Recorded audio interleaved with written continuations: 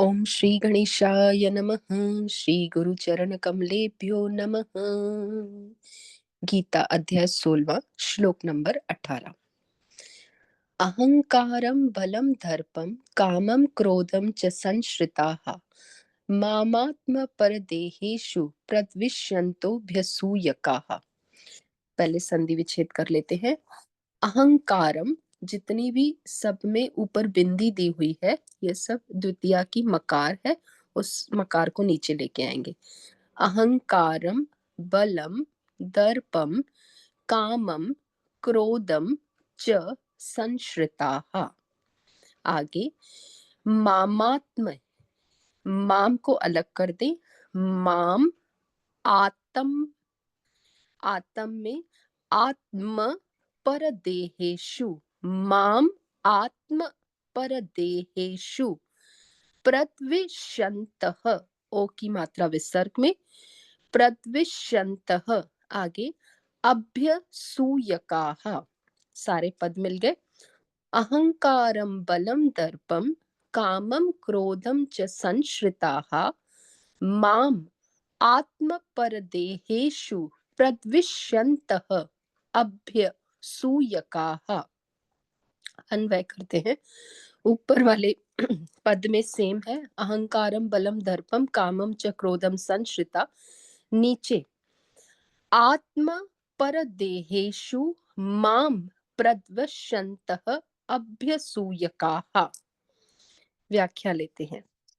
अहंकारम बलम दर्पम, यहाँ पे जो पीछे से भगवान श्री कृष्ण हमको आसुरी मनोवृत्तियों के प्राणियों के बारे में बता रहे हैं, उन्हीं का ही यहाँ पे आज्ञा चल रही है कि वे किससे ग्रसित होते हैं। अहंकार से। बल यानी उनके भीतर अपने बल का अहंकार होता है कि हमारे पास पराक्रम है, हमारे पास बल है। धन का बल बोल सकते हैं, कुटुंबियों का बल, वर्ण का बल इत्यादि। दर्प, अपने भीतर उनको घमंड रहता है, अपना हठ रहता है। कामम, कामनाओं से ग्रसित रहते हैं, और क्रोध के आवेश में नित्य रहते हैं। इन सब के आश्रय से रहने वाले मनुष्य क्या करते हैं, ये हम पहले वाले श्लोकों में भी पढ़ के आए हैं। दंभो दर्पो अभिमानश्च, वही यहाँ पर प्रभु बार बार रिपीट कर रहे हैं, ताकि हमें सिखा रहे हैं कि उसी की तरफ बार बार ध्यान दीजिए कि आसुरी प्रवृत्ति वाले लोगों के भीतर ये सब चीजें रहती हैं। और कहीं ना कहीं अगर हमारे भीतर भी ये सारी अवगुण हैं, तो ये सब अवगुण आसुरी प्रवृत्ति के मानव के ही होते हैं। इसलिए बार बार हमको बता रहे हैं। तो जो अहंकार से ग्रसित रहते हैं, अपने अहंकार के बल के ऊपर दर्प के साथ कामनाओं और क्रोध के आवेश में आते हुए क्या करते हैं, आत्म परदेहेषु, आत्म परदेहेषु, आत्म यानी स्वयं के लिए कहा है, क्योंकि आत्मा यानी जो मेरे पास है। तो आत्मा परदेहेषु, मैं अन्वय से ले रही हूँ। आत्मा परदेहेषु यानी आत्मा यानी अपने, मेरे, परदेहेषु, और जो पर का देह है यानी दूसरे का शरीर है, यानी अपने और दूसरे के शरीर में रहने वाले माम, मुझको, मुझको मतलब ईश्वर को। तो परमात्मा कहते हैं कि वो मुझ में और दूसरे में रहने वाले वह जो ईश्वर है, मुझ ईश्वर से ही वह द्वेष करता है। प्रत द्वे प्रद्विषन्तः यानी वह मुझसे ही द्वेष करता है। अभ्यसूयकाः, और दूसरों के गुणों में भी वह दोष दृष्टि रखते रहते हैं। उनसे असूयका यानी उनके साथ वे हमेशा घृणा करते हैं, दोष दृष्टि रखते हैं। तो हमने पहले वाले श्लोकों में भी कहा था कि परमात्मा जो होते हैं वह सभी में है, हमको यह ज्ञात है कि वह सर्वव्यापक है। तो ऐसे आसुरी प्रवृत्ति वाले जब द्वेष करते हैं, सर्वप्रथम वो अपने साथ ही द्वेष करते हैं, लेकिन उन्हें इसका ज्ञान नहीं होता। क्योंकि अगर अपने शरीर को जड़ समझ के वह अपने शरीर के साथ क्रोध करते हैं, अपने शरीर के साथ ही वह कामनाओं में लिप्त रहते हैं, तो अपने भीतर भी वे अशांत रहते हैं, अपने साथ ही कई बार क्रोधित होते हैं, अपने अंदर ही वह दुखी रहते हैं।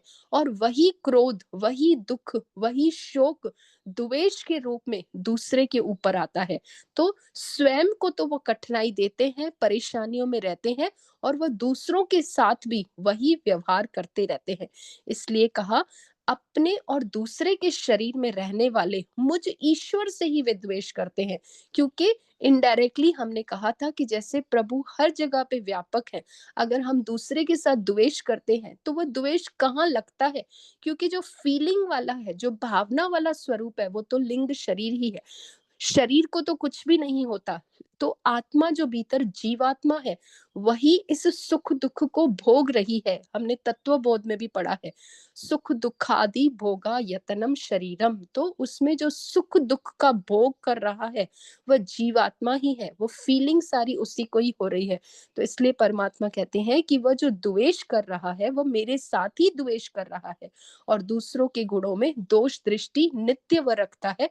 इसलिए वह दूसरों के साथ घृणा करता है, द्वेष करता है, उनके साथ वैमनस्य करता है। उसके भीतर वह शत्रु का भाव नित्य रहता है और इस शत्रुता के कारण न वह स्वयं शांत रहता है और न उसको सृष्टि ही शांति की दिखती है, और वह सदा ही इन चिंताओं के साथ ग्रसित रहता है। तो इस तरह से अहंकार, घमंड, हठ, भय और दंड से ही शासन को जीता जाता है। ऐसे उनकी मनोवृत्ति रहती है कि वे सोचते हैं, अगर हम दूसरों के ऊपर दंड के साथ, डराने के साथ उनका कार्य नहीं करेंगे, उनको भय नहीं दिखाएंगे, अपना अहंकार के साथ शासन नहीं करेंगे, तो हम इस संसार को जीत नहीं सकते हैं। उनकी यह मनोवृत्ति रहती है और इसी विचारधारा के साथ वह प्रबल रहते हैं और उन्हीं को ही आसुरी प्रवृत्ति वाले मनुष्य कहते हैं। तो इसके विपरीत जो दैवी संपत्ति वाले होते हैं, वे इस संसार को कैसे जीतते हैं? अहंकार से रहित होकर, अनअहंकार, सदा ही विनम्र रहकर। इसमें हम भगवान श्री राम के गुणों को देखें, भगवान श्री राम की छवि को देखें कि उनके प्रति संसार कैसे रहता था, वे संसार को कैसे जीतते थे। सदा ही विनम्रता के भाव से, सत्य भाषण से, अपने भीतर करुणा और दया का भाव रखे और अहिंसा का ही हमेशा मार्ग पकड़ के वे इस संसार को शासन किया और राम राज्य से सारे संसार को उन्होंने जीता। और आज भी संसार उस राम राज्य की इच्छा करता है, उसकी कामना करता है, क्योंकि राम राज्य में सर्वत्र प्रसन्नता रहती है, आनंद रहता है। तो इस तरह से जहां पर आसुरी राज्य रहता है, आसुरी राज्य में ये सारे विकार आ जाते हैं, अहंकार, बल, दर्प, काम और क्रोध। और उसके विपरीत राम राज्य में अनअहंकार, विनम्रता, सत्यता, करुणा, दया और अहिंसा के मार्ग से शासन करते हैं।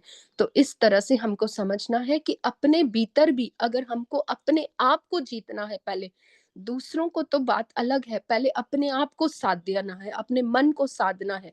जब हम इन्हीं गुणों के साथ, राम राज्य के साथ, अपने भीतर उस राम के स्वरूप को जीतेंगे, यानी उस राम के स्वरूप में परिणत करेंगे अपने आप को, तभी ही हम संसार में वह सुख, वह आनंद की प्रतीति ला सकेंगे। क्योंकि जो हमारे भीतर होता है वही सामने होता है, क्योंकि सामने कुछ है नहीं। हमको ऐसे लगता है कि संसार है, लेकिन संसार एक्चुअल में है नहीं, वहां पर सब कुछ मिथ्या है। इसलिए पहले अपनी आत्मा को सुखी करना है, अपने आत्मा को आनंद की प्रतीति करानी है। तो सामने जैसी हमारी स्वयं की दृष्टि होगी, वैसी हमारी सृष्टि सामने ही दिखना प्रारंभ हो जाएगी। इसलिए यहाँ पर कहा है, माम आत्म परदेहेषु। तो वह जो अपने साथ करता है, वह दूसरे के शरीर में रहने वाले भी उसी ईश्वर के साथ वह हमेशा द्वेष करते रहते हैं। तो यहाँ पर कहा कि इस द्वेष की, इस घृणा की भावना को हटाना है और स्वयं के भीतर पहले सुख और शांति की वे विचारधारा से, अपने अहिंसा के भाव से उसको शांत करना है। तभी ही हम सामने की सृष्टि में उस परमात्मा के स्वरूप को देख पाएंगे। और आगे अभ्यसूयका, अभ्यसूयका क्या है? ये दोष दृष्टि रखना। दोष दृष्टि हम रखते क्यों है? क्योंकि हमारे भीतर वह द्वैतपन है। द्वैतपन यानी मैं अलग, सामने वाला अलग, और ये अज्ञान का परिणाम है। अज्ञान के कारण ही हमको दो चीजें दिखती हैं। जैसे अगर आंख में किसी के कोई रोग हो गया है तो उसको आँख से 2 चीज़ें दिखती हैं, एक चंद्रमा की जगह पे वो 2 चीज़ें दिखता है, क्योंकि उसके आँख में रोग हो गया है, तो रोग के कारण उसको एक चंद्रमा ना दिखकर 2 चंद्रमा दिखते हैं। इसी तरह हम सब भी उस अज्ञान के साथ, उस अविद्या के रोग के साथ ग्रसित हैं, जिस वजह से हमको नानात्व प्रतीत होता है, हमको 2 चीज़ें प्रतीत होती हैं। हमारी जो अंदर की दृष्टि है वह विपरीत दृष्टि है, वह संशय युक्त दृष्टि है, भ्रमित दृष्टि है। हम भ्रम के कारण नहीं समझ पाते कि ये क्या है और ये क्या नहीं है। यानी रज्जू में वह रज्जू है या सर्प है, हम हमेशा संशयग्रस्त रहते हैं। हम 2 चीज ही देखते हैं और यही दोष दृष्टि के कारण अभ्यसूय का हम अपने को और दूसरे को अलग देखते हैं और अलग देखने के कारण अपने को सुपीरियर मानते हैं। अपने भीतर हमको लगता है कि हम श्रेष्ठ हैं, वह श्रेष्ठता का भाव ही हमको दूसरे को नीचा दिखता है और उनके साथ हमको द्वेष करते हैं। तो अगर हमारे भीतर वह आत्मा का भाव आ जाएगा, स्वयं को जब हम जान जाएंगे कि हम स्वयं क्या हैं, उस आत्म बोध के साथ हम सर्वत्र उस आत्म दृष्टि से ही परमात्मा को देख पाएंगे, तो वह अद्वैत की भावना आते ही यह दोष दृष्टि समाप्त हो जाती है और उस अद्वैत के स्वरूप के साथ हम सर्वत्र उस आत्मवत का ही दर्शन करते हैं। तो आत्मवत सर्वभूतेषु यह पश्यति सह पश्यति, जो सत्य रूप से अपने भीतर उस आत्मा की अनुभूति कर चुका है, उसको सारे ब्रह्मांड में वह परमात्मा का स्वरूप दृश्य होता है, वही सच्ची में देखता है। और बाकी जो हमारी दृष्टि है वह मिथ्या दृष्टि है, वह विपरीत दृष्टि है, वह अज्ञान की दृष्टि है। इसलिए अपने इस दृष्टि को हमको चेंज करना है, तभी हमारे भीतर ये अभ्यसूय का, जो हम दूसरों के साथ सूया के भाव रखते हैं, दूसरों के साथ वैमनस्य का भाव रखते हैं, दुश्मनी का भाव रखते हैं, वह सदा ही खत्म हो जाएगा। तो इसी के साथ आज हम इस श्लोक को यहीं पर विराम देंगे। ओम नमो नारायण। इधर आपको कोई डिफिकल्टी श्लोक नंबर 18 में?